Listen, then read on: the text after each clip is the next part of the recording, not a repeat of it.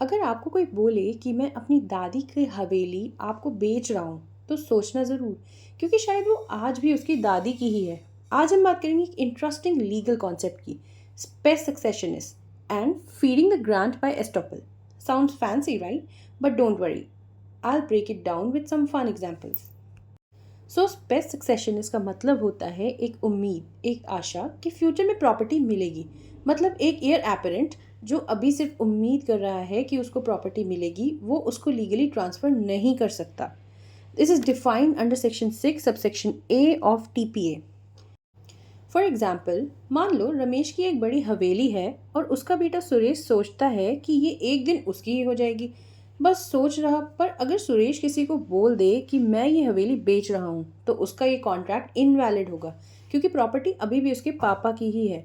Indian law ये कहता है कि उम्मीद पे दुनिया चलती है, पर प्रॉपर्टी लॉ नहीं। अब दूसरी तरफ feeding the grant bye estoppel एक अलग कहानी है। It is defined under section 43 of TPA.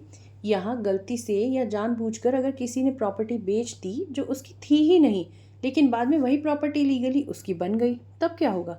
For example, Amit ने बिना सोचे समझे एक ज़मीन को अपने फ्रेंड राहुल को बेच दिया, जबकि असली मालिक कोई और था।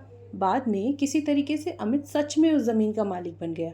अब राहुल चिल करेगा, क्योंकि लॉ कहता है कि अमित को वो ज़मीन राहुल को देनी पड़ेगी। So here are some of the key differences between space successionists and feeding the grant by estoppel. तो moral of the story, झूठ बोल के प्रॉपर्टी बेची तो बाद में सच बनने पर वापस देनी पड़ेगी।